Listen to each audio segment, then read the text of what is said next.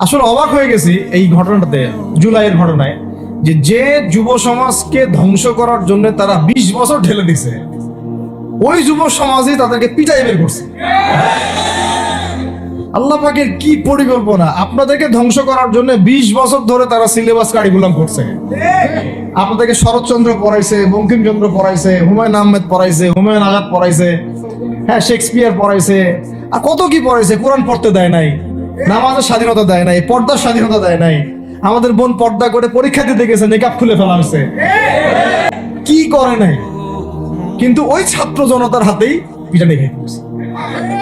আল্লাহ পাকের দেখছেন কি একটা মিরাকেল, আল্লাহ পাকের কি মানে কুদরত, কারিশমা। ঠিক কিরকম হয়েছে জানেন? ঘটনাটা হয়েছে এরকম যে ফেরাউনের ঘরেই মূসা আলাইহিস সালামকে আল্লাহ পাক বড় করছে। মাশাআল্লাহ। তো আপনাদেরকে ধ্বংস করার জন্যই কিন্তু এই পলিসিগুলো অ্যাপ্লাই করা হয়েছে। এখন যে আল্লাহ পাকের রহমতে আপনারা বিপদে যান নাই, আলহামদুলিল্লাহ। এখন যেটা আল্লাহ পাক বোঝার তৌফিক দিচ্ছেন, দেখেন আপনারা কোরআন শিখতে পারতেন, এখানে পারেন নাই। শিক্ষা কমিশনের মধ্যে কোরআন নাই। শুধু তাই না, দেখেন 360 জন এমপি মন্ত্রীকে আপনি বসায় দেন, 360 জন এমপি মন্ত্রীকে বসায় তাদের সবাইকে শুধু কিচ্ছু না, আমি বলবো খালি সূরা ফাতিহা তিলাওয়াত করতে পারে, পারলে শুধু মমতাজ পড়তে পারে নাকি? কারণ তার তো বুখারী মুসলিম সিয়াসি কিতাব পড়া আছে, ওটা পড়া ছিল আর কি, এটা পড়া ছিল। তো হয়তো সে পারতে পারে না, পারলে তো ভালো, খারাপ কিছু না, ঠিক আছে। তো বাকি কেউ কিন্তু পারে না। বেশি দিন না, অল্প না, ঠিক আছে, শেষ করতেছে। তো এখন প্রিয় ভাইরা, কথা অনেক হয়ে গেছে। মূল কথা হচ্ছে যে আমাদেরকে এখন একটা নতুন উদ্দেশ্য নিয়ে, টার্গেট নিয়ে, একটা মিশন নিয়ে আগামীকাল থেকে পথ চলতে হবে। প্রথম গন্তব্যটা কি? আমরা বাংলাদেশকে একটা মদিনা রাষ্ট্র কায়েম করতে চাই। সেটা যদি করতেই হয় তাহলে আমাকে কার আদলে করতে হবে, কার সুন্নতে করতে হবে? নবী মুহাম্মদ সাল্লাল্লাহু আলাইহি ওয়াসাল্লামের তরিকায়। এবং তার তরিকার প্রথম কাজটাই হচ্ছে আগে ইলম শিখতে হবে। কি শিখতে হবে? এই মসজিদগুলোকে কাজে লাগান, মাদ্রাসাগুলোকে কাজে লাগান। এবং 2 নম্বর হচ্ছে ইলম একা একা শেখা যাবে না। ইলম একা একা শেখা যাবে না। 20 বছর তো আপনি একা পড়াশোনা করেন নাই, প্রতিষ্ঠান ছিল, ওস্তাদ ছিল, তাই না? টিচার ছিল, আপনার একাডেমিক কারিকুলাম ছিল। ঠিক ওইরকমই দ্বীনের ইলমও একা একা শেখা যাবে না, ওস্তাদ লাগবে। এবং আলহামদুলিল্লাহ আমাদের বাংলাদেশে ওস্তাদদের অভাব নাই, আলহামদুলিল্লাহ। প্রত্যেক জেলায় জেলায়, উপজেলায়, সব জায়গাতেই মুহাক্কিক বরেণ্য আলেমগণ আছেন, আলহামদুলিল্লাহ। আর আপনি খুঁজে বের করবেন কে মুহাক্কিক আলেম।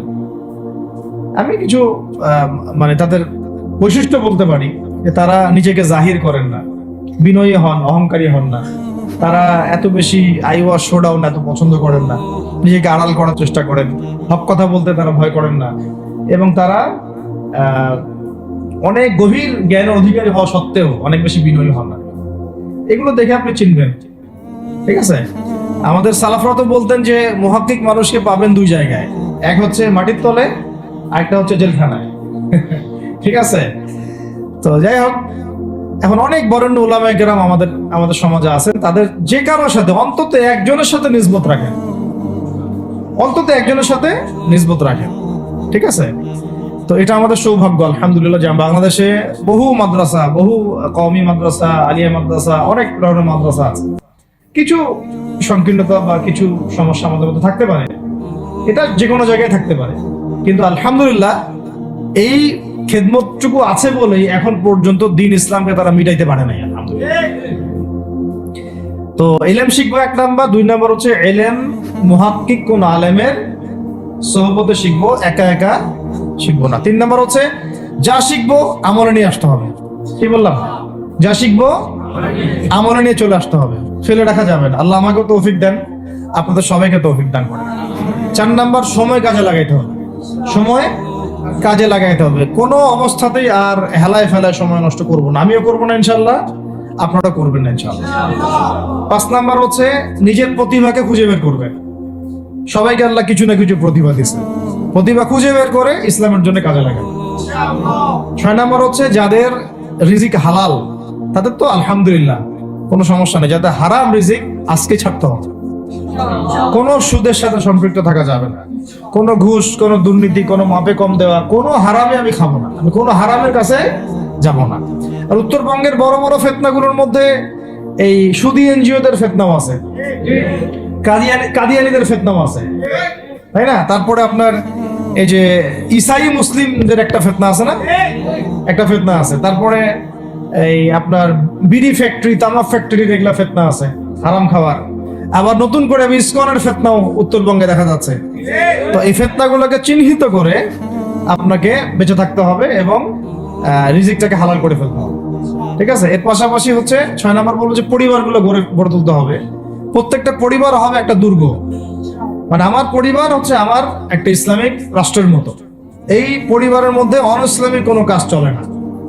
পরিবারের মালিক কে? আমি না? এখানে কি রাষ্ট্র আমাকে হস্তক্ষেপ করতে পারবে? তা আমার পরিবার আমার কন্ট্রোলে চলবে, একদম ইসলামিক অনুশাসন অনুযায়ী চলবে, ডানে বামে নড়তে পারবে না। এভাবে আপনাকে শক্ত থাকতে হবে। 7 নম্বর হচ্ছে এখন থেকে তাবলীগের কাজ সবাইকে করতে হবে। কতটুকু করবেন? যতটুকু আপনি জানেন, যতটুকু আপনি জানেন। যেটা জানেন না ওইটা নিয়ে কথা বলার দরকার নেই। আর সমাজে কিছু ইখতিলাফি মাসালাগুলো আছে যেগুলোকে নিয়ে কিছু মানে মোটা বুদ্ধির মানুষেরা আর কি মসজিদগুলো ভাগ করে ফেলে, ঠিক আছে? এই পাল্লায় পড়া যাবে না। ইখতিলাফি মাসালাগুলো সাহাবীদের যুগ থেকেই ছিল, এগুলো নিয়ে মতবিরোধের সুযোগ নাই। এটা তার কাছে এই মাসালাটা অথেন্টিক মনে হয়, সে আমল করতেছে, করুক। আমার কাছে এই ফিকহের আলোকে এটা বেশি অথেন্টিক মনে হয়, আমি এটা আমল করতেছি। এগুলো নিয়ে কোনো রকমের আর দ্বন্দ্বে যাবেন না। বরং আমরা এখন ঐক্যবদ্ধ হব কিসের ভিত্তিতে? আমরা ঐক্যবদ্ধ হব আকীদা, আমল এবং মানহাজের ভিত্তিতে। আমাদের আকীদা আহলুস সুন্নাহ ওয়াল জামাআর আকীদা থাকবে, আমল থাকবে সাহাবীওয়ালা আমল, এবং মানহাজ থাকবে আমরা সালাফদের আদলে বাংলাদেশে দিন কায়েম করতে চাই।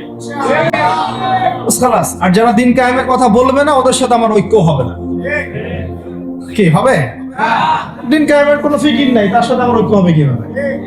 তার ফিকির আছে শুধু মসজিদ নিয়ে আর অন্য কিছু নিয়ে, তার দল নিয়ে বা তার মানে আরো তো আছে অনেক কিছু আর কি, এগুলো নিয়ে। তো ওইগুলো বাদ দিলাম।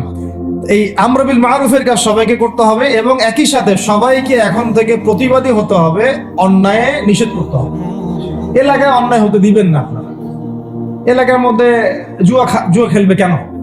আপনারা প্রতিবাদী হবে। এখানে গাঁজা খাবে কেন? আপনি প্রতিবাদী হবেন। মাদকের আকারা হবে কেন? আপনারা প্রতিবাদ করবেন। এখন তো আপনি পুলিশ প্রশাসনের অপেক্ষায় বসে থাকার সময় নাই তো এখন। একজন নেককার, মুত্তাকি, পরহেজগার মানুষ প্রত্যেকটা এলাকায় থাকা দরকার। আপনাদের মধ্যে একটা জামাআ বা কমিউনিটি থাকা দরকার, মানে একটা অ্যাসোসিয়েশন থাকা দরকার যারা ওই এলাকাকে সংস্কারের কাজ করবে, অথবা বৃহত্তর সংগঠন যেগুলো আছে বাংলাদেশে তাদের অঙ্গ সংগঠন হিসেবে আপনারা কাজ করতে পারেন। আল্লাহ পাক তৌফিক দান করেন। মানে একটা চেইন অফ কমান্ড গড়ে তুলতে হবে দেশব্যাপী। এটা আমরা অলরেডি আছে, এবং নতুন করেও যদি কেউ চায় যে আমি কিছু অ্যাসোসিয়েশন করব যেটা আমরা মারুফের কাজ করবে, নেহির মুনকারের কাজ করবে, তাহলে এটা করতে পারেন ইনশাআল্লাহ।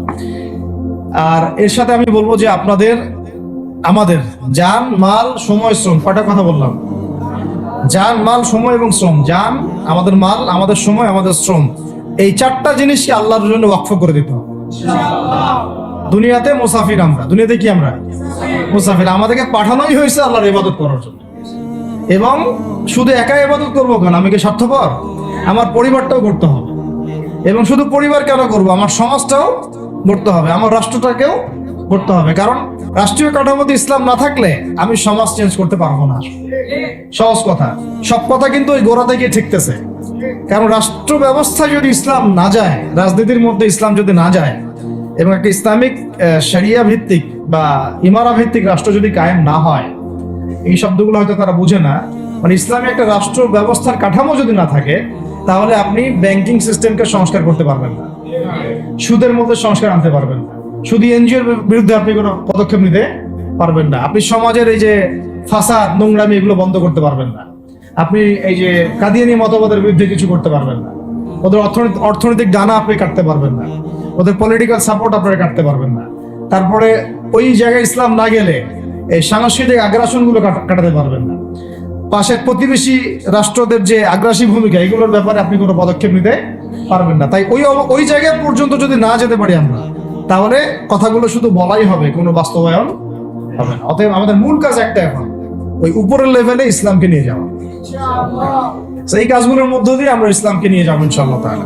আর সর্বোপরি আসন্ন সময়গুলোতে যখন ওলামায়ে কেরাম, আমাদের বরেণ্য আলেমগণ, আমাদের বরেণ্য ওস্তাদগণ এবং আমাদের তুল্লাবরা, আমাদের জামাআগুলো, আমাদের ইমারাগুলো এবং আমাদের ইসলামী সংগঠনগুলো, তারা যখন মাঠে থাকবে তখন তাদেরকে একা ছেড়ে দেওয়া যাবে না। মই দিয়ে গাছে উঠায় মই টানা যাবে না। শাপলা চত্বরে এই কাজটা করছেন আপনারা, কিন্তু শাপলাতে কিন্তু এই কাজটা হয়েছে। ওখানে কিন্তু এতগুলো ভাইয়ের ওখানে শহীদ হওয়ার কথা ছিল না, এত সহজ ছিল না বিষয়টা। কিন্তু কিছু ভাই ছিল ওখানে আমাদের সাথে প্রতারণা করেছে, মই দিয়ে আমাদের কিন্তু মই টেনে নিছে, আমাদেরকে উপরে উঠাই দিছে। এরপর থেকে তো কত জেল, কত জুলুম, কত মামলা মোকদ্দমা, কত গুম হয়ে গেল শাপলার পর থেকে, হিসাব করেন। তো এবার এই ভুলগুলো আর করতে যায় না, এই মুনাফিকিগুলো আর কেউ করতে যায় না। আল্লাহর ওয়াস্তে আপনারা ওলামায়ে কেরামদের সাথে থাকেন, হাত শক্ত করেন, মই দিয়ে আবার গাছে উঠায় মই টানে নিয়েন না। আমি কি বুঝতে পারছি? বুঝতে পারি নাই? অর্থাৎ ওলামায়ে কেরামগণ যখন মাঠে থাকবেন, ইসলামী সংগঠনগুলো যখন মাঠে থাকবে, আপনাদেরকে আমরা পাশে চাই। পাশে পাবো তো ইনশাআল্লাহ। আল্লাহ পাক যেন আমাদের সবার এই আওয়াজকে কবুল করেন। আল্লাহ পাক আমাদেরকেও কবুল করেন, আমাকে কবুল করেন, আপনাদের সবাইকে কবুল করেন। আমাদের গন্তব্য একদম স্পষ্ট, হয় খিলাফা না হলে শাহাদা, হয় খিলাফা না হলে শাহাদা। ইনশাআল্লাহ তাআলা দুটোর যেটাই হোক না কেন আমরা সফল।